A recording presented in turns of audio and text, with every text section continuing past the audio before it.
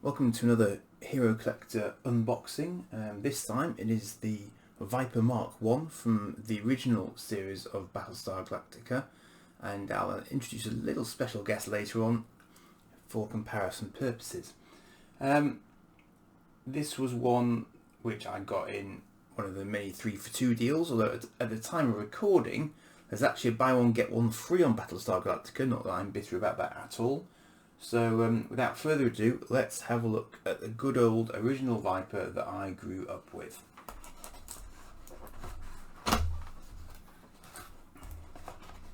That's interesting.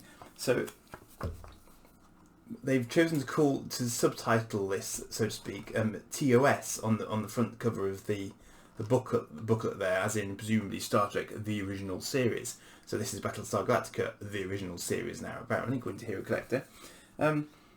It's a chunkier book than average, actually. It's got some no, see, that I remember. There was this novel that came out which I had from when I was very, very little. Must have been probably late 70s, and I remember that image being in the middle of it, in the sort of the shiny printed photo section that novels of the day used to have, and that, I guess, is sort of concept art for an early form of the Viper back in the day. Now that's really interesting. These are obviously sort of original sketches, but that one looks just like a Buck Rogers Starfighter. Somebody was going to sue somebody if they used that one, clearly, because that's just absolutely bob on a Starfighter. I'm going to have a read of that, because that must have, yeah, that's got to have been inherited from the Buck Rogers series. That one, clearly. Okay, interesting. Yeah, nice. It's a nice little booklet. It's a nice little booklet, that one. That's cool. So, let's unpack her.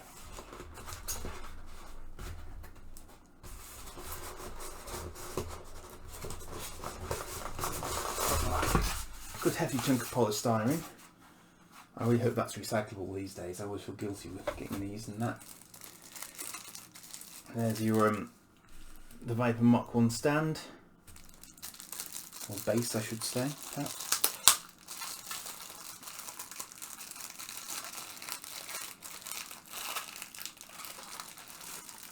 It's very nicely weathered. I'll show you in just now. Let's bring her out. Nose first, I think. And there she is. And that's the classic Viper. That's the Viper from my childhood. Beautiful. Stand out there. Move the box from your vision. So there she is. Again, comparable with the Star Trek ships, XL size. Good weight to it. It's slightly more plasticky than average, I would say, although the nose is heavy. So the classic sort of 3-engine arrangement at the back there.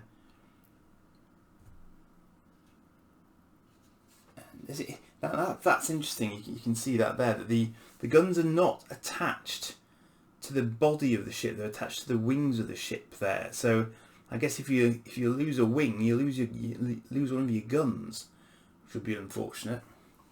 Now, as these are not toys, honestly, the canopy does not come off, so you can't. You're not going to be able to open that, I'm afraid. I'm just feeling the wings are quite plasticky. There's a little bit of flex to them, so you're going to have to be a little bit careful about how you go with those. So not too much whooshing. Obviously, we're not going to do too much, whooshing out the launch tubes and that sort of good stuff. We're going to do flybys and everything. Brilliant. Now I'm just going to pop her on a stand, because what I want to do with this is just show you it alongside what came later. Now, when I was getting ready to do this one, I just wanted to double check exactly what the sort of chronology was for this, because I was conscious that there was another Battlestar Galactica series called Blood and Chrome. I think it was like a mini series, and it was set at the time of the reboot series first Cylon War, and as a result, it had sort of intermediary Vipers and Cylon ships that were around at the end of the reboot series original war. And curiously, the Viper from that show was a Viper Mark III. But this one, which I'm about to show you, which was Starbuck's Viper in the reboot series, is apparently only a Viper Mark II, which basically means that the Vipers in use on the Galactica were properly ancient. Now, obviously, they had the modern ones as well, but the antique versions that they had were very much older, it would seem. So I thought it'd be interesting to compare these two alongside each other. I mean, you can see immediately how much they actually inherit from each other, because you know what they've done there is very, very clever. See, I thought on the newer Viper, having the weapons kind of off the hull was new, but actually it clearly isn't, because the original Viper had that as well. But I'm looking at them side by side now, and you can see that they sort of, you know, they kept the three engines and the three wings effect. I mean, they really are quite similar. I mean, even the angles on the wings, the nose is more rounded, I think, on the obviously on the sort of the more modern version. The cockpit's larger for better visibility, but all the intakes and stuff, and even the wing markings and the nose stripe and everything else are pretty much bob on to the original. So they really did stay really faithful to the original. And of course, you know, everyone watching it from my era immediately spotted it for what it was supposed to be. It's just a very clever, slightly smoother, slightly curvier reimagining of the original Viper. But it's one of the fascinating things about getting these Eaglemoss models is just seeing these things alongside each other and being able to compare them across the various generations. So yeah, it's really cool to have them next to each other. I mean, my son really loves this one, the newer one, inevitably, because it looks shinier. But for me, of course, this was the one of my childhood that I grew up with. But they're both beautiful ships in their own way. I mean, even the original is still looks like a perfect. I mean, you know, you can see that in Star Wars now quite easily. But they're both really beautiful ships. So I'm really glad that I've got both of those in my collection. And as I say, if you get them on offer, I think they're well worth it, because they are. Well, I mean, they're not pricier than the Star Trek XL ships at all, actually. If you get them on the offers, then they're not too bad at all. But you know, and the level of detail and everything else on them is everything you would normally expect from Eaglemoss models. Just don't do too much whooshing, please, because they're not toys, honest. So I hope you've enjoyed that one. Less viewing of my desk this time. Sorry about the last one.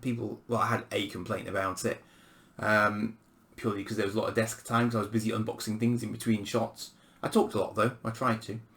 So yeah, so I'll just give you a little turn around with them both, so you can try and see them from all angles if you're thinking about getting them.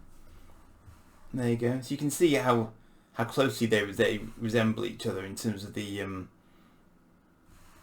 sort of the design heritage. Very similar at the end of the day. So yeah, very cool. Nice little squadron to have available to me in case of emergency. Thanks for watching, and I've got another few actually in the pipeline to come, so they should be with you fairly shortly. Cheers for now.